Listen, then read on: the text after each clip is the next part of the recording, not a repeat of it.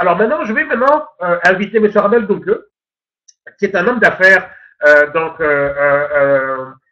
camerounais, donc qui habite au Cameroun, parce qu'en fait camerounais mais on habite ailleurs. Donc homme d'affaires camerounais mais résidentiel au Cameroun, donc à Douala en fait.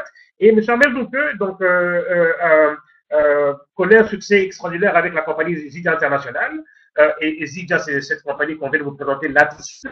Et ça fait à peu près 6-7 mois que M. Rabel Dunque a découvert Zidia, qui s'est embarqué, qui s'est engagé.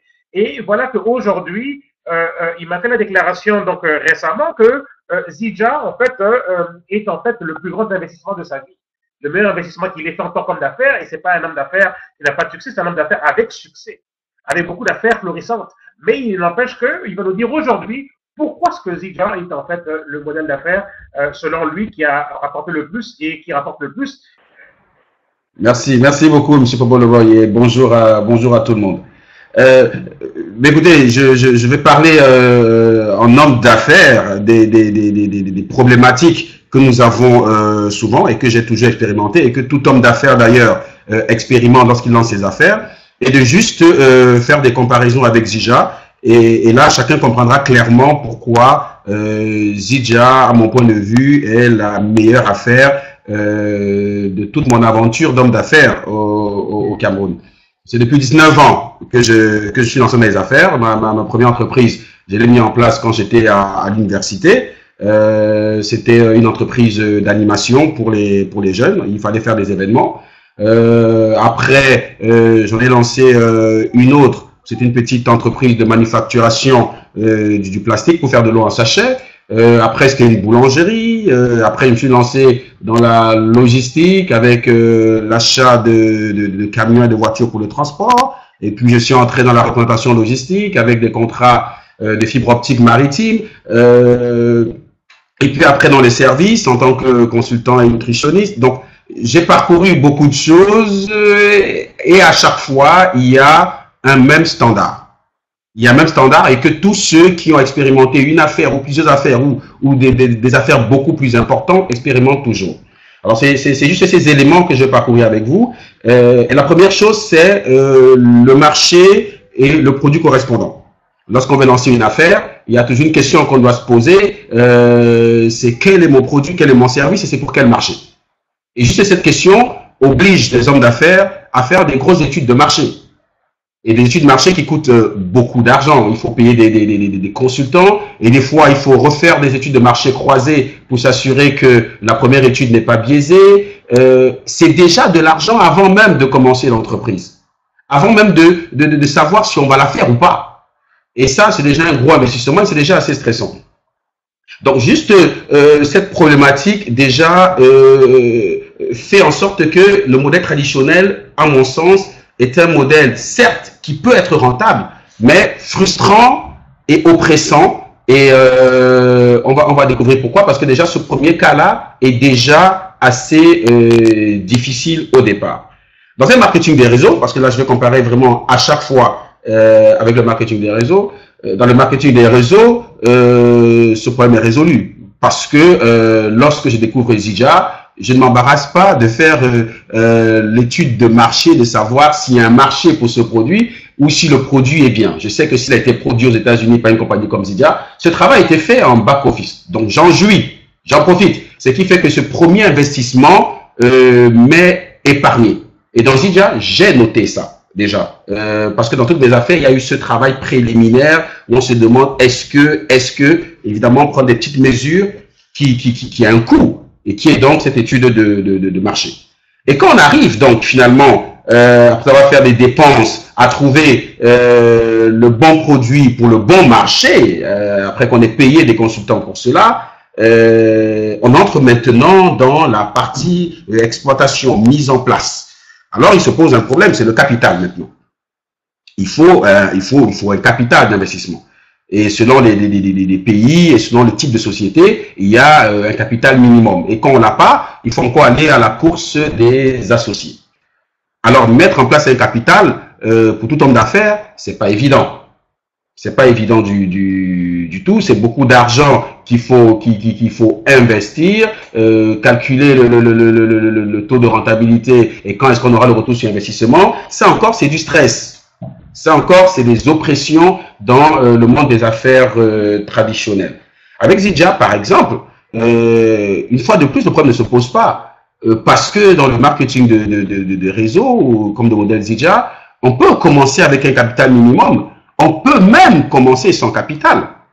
Il y a des jeunes qui sont venus me voir me disant que même le capital minimum, ils l'ont pas. Alors je leur demande, est-ce que vous avez une bouche? Oui.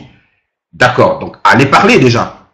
Allez parler. Et je connais déjà plusieurs cas de jeunes qui, eux, ont eu leur adhésion parce qu'ils ont convaincu quelqu'un d'acheter une trousse gold ou une trousse diamant, qui a généré donc pour eux déjà une première commission. Et tout ce que j'ai eu à faire, c'est de les enrôler avec une forme de petit prêt de 80 000 ou de 40 000, sachant que le remboursement était de fait, puisqu'ils venaient d'avoir une commission sur un premier enrôlement. Donc, il y a des gens qui peuvent donc commencer l'aventure réseau sans capital. Il n'y a aucune affaire traditionnelle qui commence sans capital. Donc ça encore, c'est un avantage du réseau lorsqu'on pense affaires et lorsqu'on pense à tous les stress traditionnels des affaires, et on voit que ces stress sont amoindris, voire complètement effacés avec le marketing de réseau. Évidemment, ça s'entend que le produit est bon et que le marché est ciblé. Dans Zidja, par exemple, c'est le marché de la médecine et de la santé biomédicale, donc naturelle. Et ça, c'est un marché périn. Ça veut dire qu'on n'a pas de risque de se dire ce marché va décliner ou alors la demande à un moment donné n'existera plus. Ce marché est périn. Le produit est à base de Moringa oleifera, donc c'est un produit déjà avec un super standard puisque Moringa oleifera est la plante la plus nutritive de la planète. Donc on se retrouve en train de présenter un produit dont on ne peut pas trouver mieux. Et ça, c'est un super confort d'avoir un marché périn et un produit déjà le meilleur de par son principe naturel actif et de par la capacité des Zidja à l'améliorer et à le rendre à un niveau de performance inégalé. Et il y a très peu de chances d'avoir un Moringa du même standard et de même qualité. En tout cas, pour le moment, il n'y en a pas. Donc, un marché défini, un produit excellent pour le marché, et ça sans qu'on ait fait un investissement d'études de marché. Et puis, comme je disais tout à l'heure, un capital minimum ou zéro. On peut commencer. Après, le deuxième agrégat, lorsqu'on fait se lancer dans l'exploitation après le capital, c'est la ressource humaine. Il faut trouver de la bonne ressource humaine. Il faut trouver des personnes compétentes. Il faut trouver des personnes qui non seulement sont compétentes, mais qui pourront gérer leur poste et leur fonction en bon père de famille. Donc, le challenge n'est pas seulement de trouver la compétence, c'est de trouver le sérieux. Et ça, tous les chefs d'entreprise et tous les hommes d'affaires savent que c'est pas évident. Déjà, vous pouvez avoir quelqu'un de compétent qui vous lâche, qui s'en va. Vous pouvez avoir quelqu'un qui maîtrise votre maintenance, qui maîtrise votre système de production et qui est débauché. Mais parce que quelqu'un le payera beaucoup mieux que vous. Donc, ou pour des raisons personnelles, qui décide de s'en aller. Donc, ça fait que vous êtes, on est toujours débiteur de la valeur de notre ressource humaine, et le fait qu'ils puissent nous quitter ou partir pose un problème. Et de deux, même quand ils seront compétents, qu'ils resteront avec nous, il faut encore se demander quel est le niveau de loyauté. Pour qui travaillent-ils? Nous savons que tous les chefs d'entreprise et toutes les grandes entreprises, et même de plus en plus les PME, les petites entreprises, recrutent des coachs et des motivateurs et des cabinets pour s'assurer que les employés et les cadres d'entreprise épousent la mission, épousent l'esprit de la boîte et travaillent dans l'intérêt de l'entreprise. Donc, on paye beaucoup d'argent encore pour s'assurer d'une ressource humaine dédiée. Et ce n'est pas toujours garanti.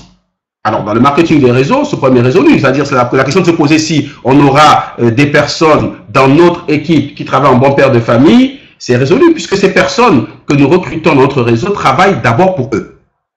Indirectement pour nous, puisque leur effort nous fait gagner.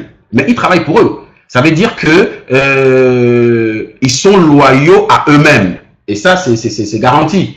Donc, tous les distributeurs qui seront dans mon réseau travaillent d'abord pour eux, indirectement pour moi. Donc, ça résout le problème d'une ressource humaine qui travaille en bon père de famille. Il suffit de travailler juste à recruter des gens qui vont, eux, travailler pour eux tout en travaillant pour nous. Ça résout ce problème et ça, c'est extraordinaire. Vous voyez que là encore, on est dans une ressource humaine où il n'y a pas de pression, où il n'y a pas de frustration, où il n'y a pas de stress. Et pour un homme d'affaires, c'est important. Et puis, on arrive à la logistique d'exploitation, qui est le troisième agrégat lorsqu'on met une entreprise en place. Ça veut dire qu'après, il faut se dire, OK, maintenant, ça doit fonctionner. Ça veut dire qu'il me faut des machines, il me faut des bureaux, il me faut des ordinateurs, il me faut une voiture de livraison, il faut tout ça.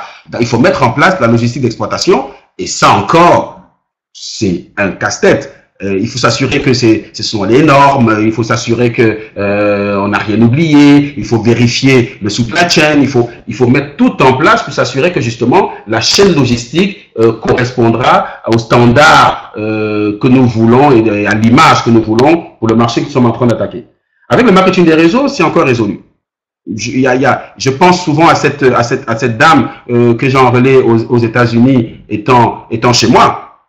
Après une discussion sur Skype, et je prends tout cet exemple-là, 3 jours après, elle a été livrée. J'ai eu ma commission, et voilà comment j'ai gagné de l'argent sans aucun stress logistique, jusqu'aux États-Unis. C'est extraordinaire pour quelqu'un qui fait de l'import-export et qui sait ce que ça coûte en termes de stress, d'effort, de temps perdu et de risque de perte. Et bien voilà, j'ai livré aux États-Unis étant dans ma chambre. Ça, c'est extraordinaire et on voit que tout le stress logistique d'exploitation est également résolu. Maintenant, un homme d'affaires doit travailler à ce que les revenus soient maintenus et que les revenus augmentent. Donc, il y a un challenge de croissance. Et ce challenge de croissance encore est stressant, il est oppressant. On est encore dans l'effort continu. L'effort a commencé depuis le moment où on faisait l'étude de marché et même pendant qu'on est dans l'exploitation et même si l'entreprise est en train de marcher, il y a encore un stress d'effort perpétuel pour maintenir des revenus et le faire croître.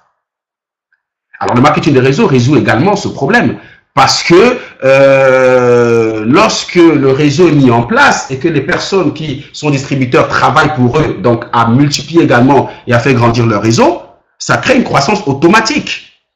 Donc, une forme d'auto-croissance, mais qui n'est pas portée par le dirigeant. La responsabilité de croissance d'une entreprise incombe à l'entrepreneur ou incombe au dirigeant. Dans le marketing des réseaux, il incombe au réseau. Donc, du coup, c'est vraiment un stress allégé pour un homme d'affaires. Et après, il y a le coaching à donner au personnel. Il y a des formations, des recyclages. Et là encore, le marketing des réseaux, je suis impressionné par le nombre de formations que nous avons justement de M. Popolo Boy et de d'autres leaders même ici au Cameroun. Les distributeurs ont des formations, ils sont à jour à la fois sur les techniques de vente, de promotion, de points personnels, leadership, gestion d'équipe. Toutes ces choses qu'on paye cher à l'entreprise pour le personnel sont quasiment données et offertes dans le marketing de réseau. Et en dernier, évidemment, c'est la gestion des revenus. Quand bien même on est une entreprise florissante et qui marche bien, encore, lorsque les revenus sont acquis, comment on se gère les revenus? Lorsqu'on veut avoir son argent disponible partout, il faut ouvrir son compte bancaire, il faut l'entretenir, il faut gérer les découvertes avec les banques, il faut gérer la fiscalité qui est assez complexe encore selon les pays. Et là, dans Zydia, également, c'est résolu. Je suis assez impressionné quand j'ouvre mon compte PayMichel et que je me rends compte de la facilité avec laquelle je peux gérer mes revenus, où que je sois, quel que soit le pays où je suis, j'ouvre mon compte, je fais le transfert de mon choix. Je veux toucher par MoneyGram, je le fais 5 minutes après, c'est fait. Je veux faire un virement dans mon compte bancaire, c'est fait. Je veux le prendre par ma carte, c'est fait. Et je suis dans un confort de savoir que si je me retrouve en Afrique du Sud, aux États-Unis ou en France, j'ai accès à mes revenus très facilement. Donc ça, c'est très important. Donc lorsqu'on voit donc justement le stress et les oppressions liées aux affaires traditionnelles et à celui de Zydia, on comprend déjà que théoriquement, c'est une bonne affaire. J'expérimente ça.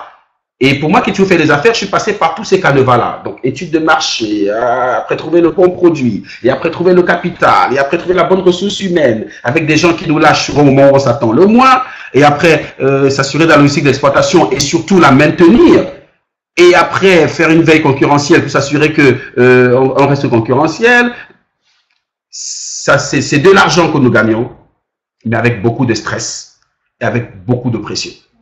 jusqu'à découvrir le modèle Zidja, où je me rends juste compte que il y a toujours de la réussite, il y a des revenus, un peu plus d'ailleurs, mais pas la même oppression et pas le même stress. Et surtout que le challenge de croissance, qui est vraiment, je dirais, la bête noire de tout homme d'affaires, parce que même quand l'entreprise est florissante, on a encore la crainte d'un concurrent qui va surgir de nulle part. On a encore la crainte d'un marché qui va décliner. On a encore la crainte de beaucoup de situations économiques qui ne dépendent pas de nous et qui peuvent faire chuter nos affaires. Donc, il y a un challenge de croissance permanent et un stress de croissance permanent.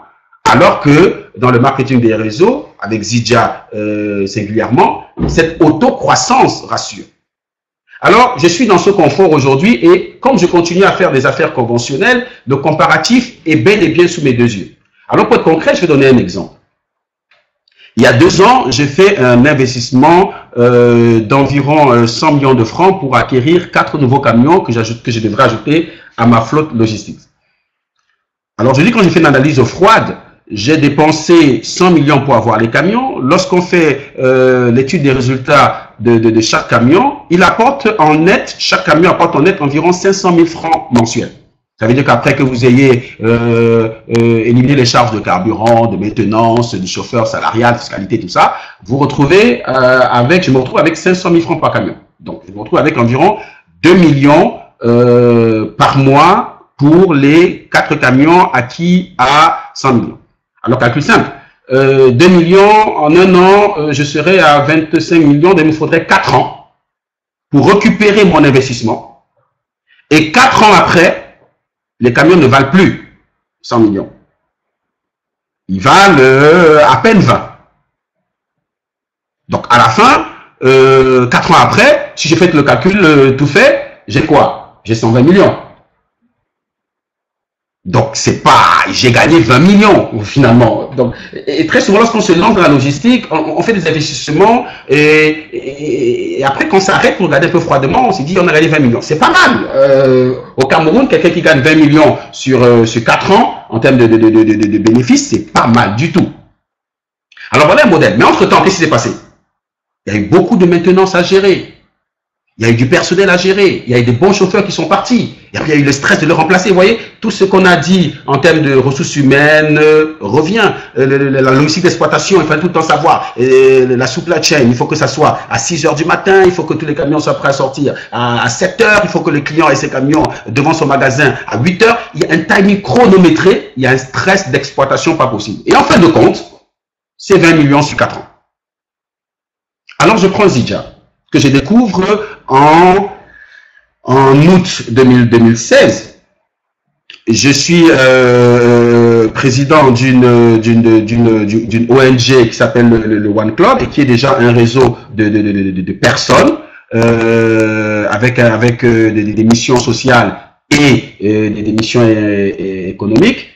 Donc, je découvre ce produit et naturellement, j'en fais part à mon réseau naturel et j'explique l'opportunité Zidja. Déjà, je l'ai testé par M. Kakono qui me l'a fait découvrir. Et j'ai été impressionné par ce que j'ai ressenti dès le premier sachet. Je n'ai pas été convaincu par beaucoup de sachets. J'étais convaincu par un seul sachet de XM+. Je l'ai pris un matin vers 10 h. J'ai travaillé normalement, journée de travail dure comme tout homme d'affaires. Mais à 20 h, la pêche que j'avais, et je n'avais pas mangé toute la journée, la pêche que j'avais, c'est impossible de ne pas remarquer ça. Évidemment, le lendemain, je suis devenu demandeur. Donc, il a fallu un seul sachet et j'entre dans ces réseaux en tant qu'homme d'affaires. Je regarde un peu de la meilleure façon d'entrer. Évidemment, c'est avec une trousse diamant puisque tout calcul fait, la trousse diamant me donne une réduction de pratiquement 20% sur la valeur des produits achetés normalement. Ben, évidemment, je préfère acheter le moins cher possible, donc je prends ma trousse diamant. Et puis, je parle à mon réseau, naturellement. Et là, j'ai la bonne surprise de réaliser que la première semaine, c'était déjà 5 000 $. Alors, je ne vous ai pas les détails, mais 4 mois après, je fais un bilan. Alors, qu'est-ce qui se passe 4 mois après? Lorsque j'évalue l'entièreté de l'investissement fait sur 4 mois, Donc, en termes d'achat cumulé, on est dans pratiquement, à titre personnel, 25 millions. Le réseau, évidemment, a acheté plus. Donc, on est dans environ 25 millions d'investissements. Ce que j'ai vu dans mon compte Paylution en termes de retour atteint quasiment 30 000 $. Ça veut dire que j'ai gagné en 4 mois 20 millions. Ce que je gagne en 4 ans sur les camions. Je l'ai gagné en 4 mois pour un investissement unique de 25 millions, mais un investissement cumulé de tous les réseaux qui caracole pratiquement à 60-70 millions. Mais là, c'est les réseaux, c'est l'achat du réseau. Mes achats personnels cumulés vont presque dans cette valeur-là. Mais voilà que pour 25 millions d'investissements personnels, je me retrouve avec quasiment 20 millions en 4 mois. Et ce qui est extraordinaire, c'est que ça, c'est le bénéfice. Le capital, il est encore là. Dans les camions, le capital a diminué. Ça veut dire que les camions ont perdu de la valeur. Mais les produits sont là. Ça veut dire que lorsque j'achète pour 1 million à Zidja, je reçois déjà des produits de pratiquement 1,2 million, donc j'ai déjà fait du bénéfice. Je transforme ce produit en argent parce que je vais enrôler quelqu'un. Cette personne va peut-être commander pour 1 million également, donc une trousse diamant encore. J'ai une commission, aujourd'hui c'est la WFSC, c'est extraordinaire, j'ai une commission d'environ 300 000 francs sur l'achat de cette personne-là. Et mon capital est toujours là. C'est ce qui s'est passé en gros avec Zidja. Et ceci, sans que je n'ai eu besoin de la frustration et de l'oppression d'une étude de marché, sans que je n'ai eu la frustration et l'oppression d'un gros capital, sans que je n'ai eu l'oppression et la frustration des ressources humaines. J'ai aujourd'hui dans mon équipe des personnes extraordinaires qui travaillent d'abord pour eux et qui travaillent donc justement en bon père de famille. Je n'ai vraiment pas besoin d'être après eux, de les contrôler, juste de les coacher, de les motiver. Et donc le problème de ressources humaines, qui est un problème central dans les affaires, est résolu. Et la logique d'exploitation, comme je dis, je n'ai pas ce souci puisque c'est l'achat en ligne livré à domicile à la personne.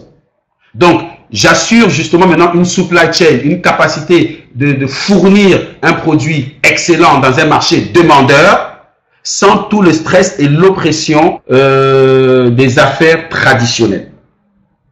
Et évidemment, le travail de veille concurrentielle, je ne le fais pas. La problématique de stress de croissance, je n'ai pas. J'ai une assurance que je n'ai jamais eue dans toutes les affaires que j'ai faites.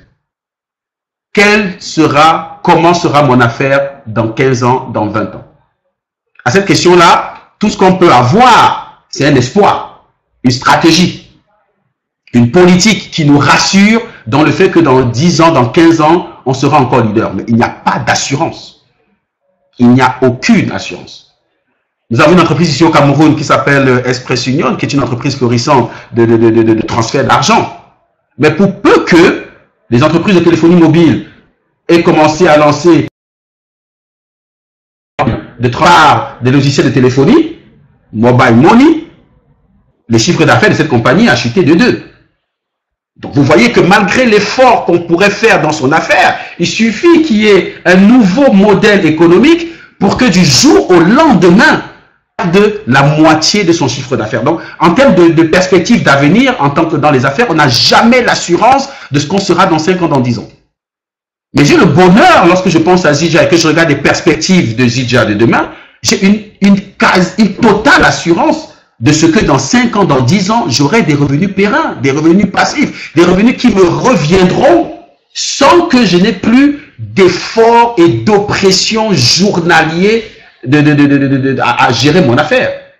Donc, juste le confort de savoir qu'il y a une auto-croissance qui est en train de se faire, il y a une auto-croissance de mon entreprise qui est en train de se bâtir. Je suis donc tranquille que ce n'est qu'une question de temps.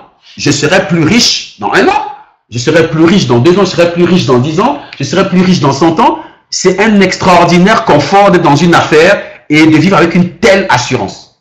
Ce que ça dégage, même lorsqu'on va négocier d'autres affaires, même lorsqu'on va convaincre d'autres personnes, une assurance que nous avons intégrée et qui est profondément à l'intérieur de nous se manifeste, rassure les gens et démultiplie les affaires.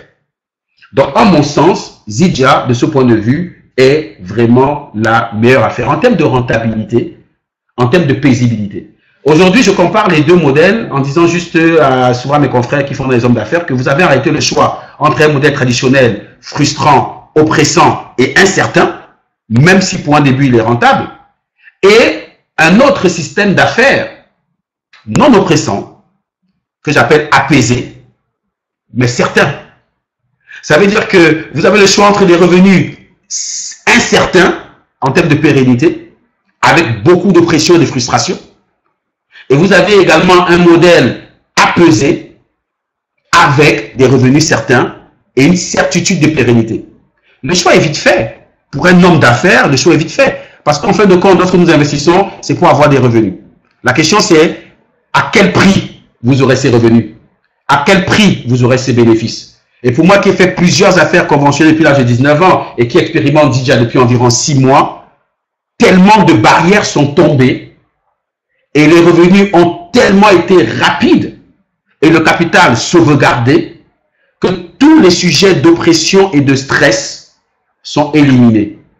C'est de loin et de très loin ma meilleure affaire. Et je suis en train de travailler sur une stratégie pour me consacrer à cette affaire en plein temps. Lorsqu'on a trouvé une niche comme celle-là et qu'on est sûr de la pérennité de ses revenus, ben, en tant qu'homme d'affaires, on ne peut que dédier plus de temps, plus d'efforts et plus de cœur à cette activité qui sera de toutes les façons et qui est de toutes les façons une activité pérenne avec des revenus pérennes et des revenus sûrs.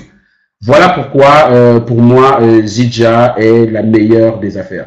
Et toutes les affaires que j'ai pu faire, que ce soit dans l'import-export, que ce soit dans la boulangerie, et j'ai encore un partenaire en France qui m'a appelé hier et qui me disait qu'il est en train de faire de l'exportation des bières camerounaises pour l'Europe et qui me disait que c'est un marché extrêmement florissant. Mais là encore, me posait justement les problèmes logistiques qu'il a. C'est-à-dire trouver le conteneur en dernier voyage, s'assurer que les empotages seront faits au bon endroit pour éviter un transport logistique qui sera coûteux, trouver le transporteur qui lui donnera le fret le moins 10 ans, avec les délais les plus courts, et après, évidemment, s'assurer qu'il a un magasin périn de stockage là-bas, et que lui aussi a mis en place une logistique de livraison de sa bière. Donc, on est dans un modèle de bière qui a une demande, d'accord, et qui a du produit, mais avec un stress logistique énorme. J'ai livré mon produit aux États-Unis sans ce stress-là. Et j'ai gagné 300 000 francs sur une commande de quelqu'un aux États-Unis sans ce stress-là. Alors que lui, il va faire tout ce stress-là pour un conteneur de bière dans lequel il aura à peine 1 million de marge. 1 million de marge avec une grosse oppression logistique et 300 000 francs juste en claquant du doigt avec quelques clics sur un ordinateur. Écoutez, donc, c'est toute cette oppression et tout ce stress des affaires traditionnelles qu'on peut éviter. Alors, tout homme d'affaires qui sait qu'il peut avoir plus d'argent, une assurance de pérennité, sans l'oppression et les frustrations des affaires traditionnelles, quand il a compris ça, il n'hésite pas. Quand il a compris ça, il n'hésite pas. Donc, c'est mon aventure, c'est ce qui s'est passé avec moi. Et oui, Zidja est donc la meilleure affaire de toute l'histoire de mes affaires. Voilà, M. Popolobon.